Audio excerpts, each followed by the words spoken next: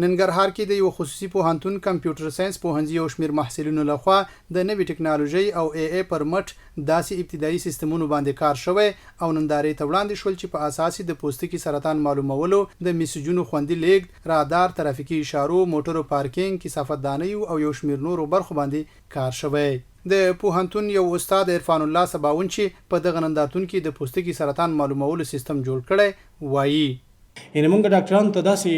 یو پروژې داسې سیستم په لاس کې ورکوو چې کولی شي یو میاشت مخکې دا د مریض دغه پوستکي د کینسر معلوم کړي چې دا کینسر خبیث کینسر دی یا سلیم کینسر چې کوم ته د طب په اصطلاح بناین او یا میلیګننټ کینسر وایي.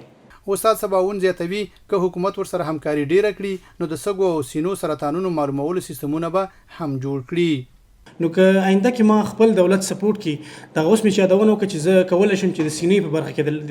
د بریس کینسر د ډیټیکشن سیستم هم جوړ کړو او صحت عامه وزارت ته په لاس کې ورکړو. نو که دولت هم سپورټ کې دا اتمن پیسې غواړي او دا ډیټابیس ځینې ډیټابیسونه هغه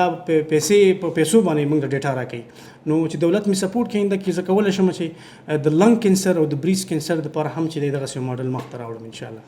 د خصوصي پوهنتون رئیس عبدالحمید سیرت وایي محصلینو یې لس بیلابېلې پروژې نندارې ته وړاندې کړي او موخه یې د نظري زده کړو ترڅنګ عملي برخې ته کار کول دي. د دې مشخصا هدف همدا ده چې زموږ ځوانان د نظري زده کړو زموږ محصلین د نظري زده کړو څخه عملي زده کړو ته راشي. د لوړو زده کړو وسنی رهبري او د نظام مشران همدا وایي چې محصل موږ ته ټرین شوی وروزي محصل موږ ته په عملي زده کړو کې وارد شوی وروزي. نو همدې ته په کتو سره موږ د کریکولم هغه کریکولم چې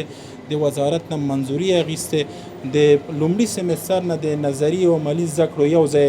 روان دي. د ننګرهار ولایت فرهنګي او ټولنیزو چارو سلاکار مولوي سمیع الله سمون له دغه محصلینو مننه کوي چې په یو فکر په دغه پروژو کار کړي او په خبري اسلامي امارت هڅه کوي ځوانان د نظري زده کړو ترڅنګ د نوې ټکنالوژۍ پرمټ په عملي ډول وروزي.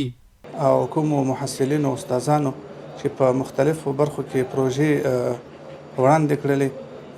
لاغوی نه ملاتړ او مننه کو او هیله ده چې په راتلونکي کې د دوی له پروژو نه